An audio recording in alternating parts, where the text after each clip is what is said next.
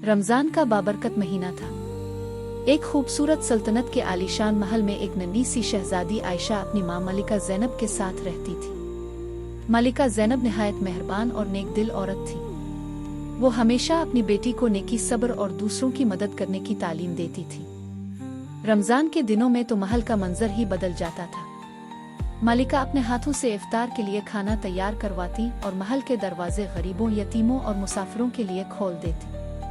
शहजादी आयशा भी अपनी मां के साथ खड़ी होकर लोगों में खजूरें और पानी बांटती थी। जब भी कोई भूखा शख्स दुआ देता तो मलिका मुस्कुराकर आयशा से कहती, बेटी याद रखना, रमजान में किसी भूखे को खाना खिलाना अल्लाह को बहुत पसंद है। आयशा अपनी मां की हर बात दिल में बसा लेती थी। लेकिन एक दिन अचानक महल में गम की घटाएं छा गईं। मलिका ज़ैनब शदीद बीमार हो गई।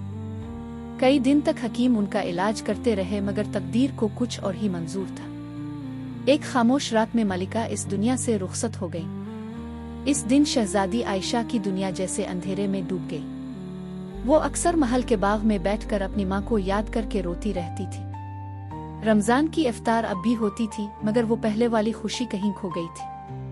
कुछ वक्त गुजरने के बाद बादशाह ने दूसरी शादी कर ली ताकि महल में फिर से जिंदगी की रौनक आ सके और कोई शहजादी का ख्याल रख सके। नई मलिका जब महल में आईं तो शुरू में वो शहजादी आयशा के साथ बहुत प्यार से पेश आई। वो उसके सर पर हाथ पैरुत इसके लिए खूबसूरत कपड़े लाती थीं और सबके सामने इसे अपनी बेटी कहती थी।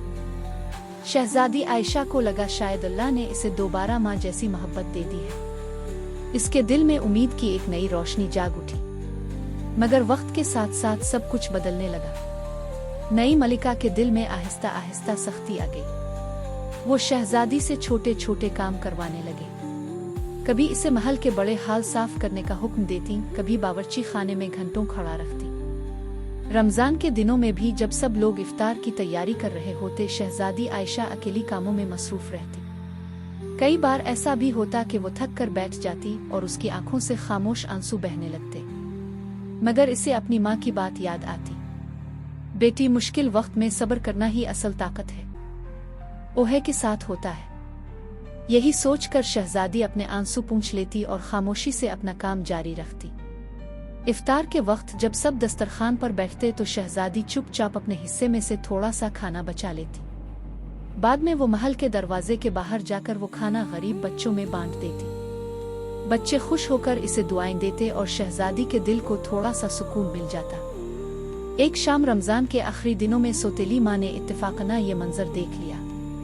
उन्होंने देखा कि शहजादी आयशा अपने इफ्तार की खजूरें और रोटी चंद भूखे बच्चों को दे रही है और खुद आसमान की तरफ देखकर दुआ कर रही है। शहजादी आहिस्ता से कह रही थी, अल्लाह मेरी उम्मी को जन्नत में खुश रखना और सबके दिल नरम कर देना।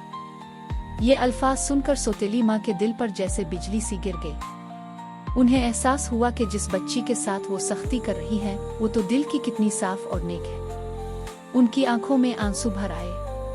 वो फौरन आगे बढ़ी और शहजादी को गले लगा लिया। रोते हुए बोले, बेटी आयशा, मुझे माफ कर दो। मैंने तुम्हारे साथ बहुत जुल्म किया, मगर तुमने कभी शिकायत भी नहीं की। शहजादी आयशा ने आहिस्ता से मुस्कुरा कर जवाब दिया, अगर आप सच में बदल गई हैं तो मैंने आपको दिल से मुआफ कर दिया। इस दिन के बाद सौतेली माँ का दिल वाकई बदल गया। वो शहजादी के साथ मोहब्बत और नरमी से पेश आने लगे। दोनों मिलकर रमजान की शामों में गरीबों के लिए बड़े बड़े इफ्तार के दस्तरखान लगवाती। महल में दोबारा खुशियों की रोशनी फैल गई और सल्तनत के लोग हमेशा ये बात याद रखते थे कि सब्र, नेकी और मुआफी में इतनी ताकत होती है कि वो सबसे सख्त दिल को भी बदल देती है।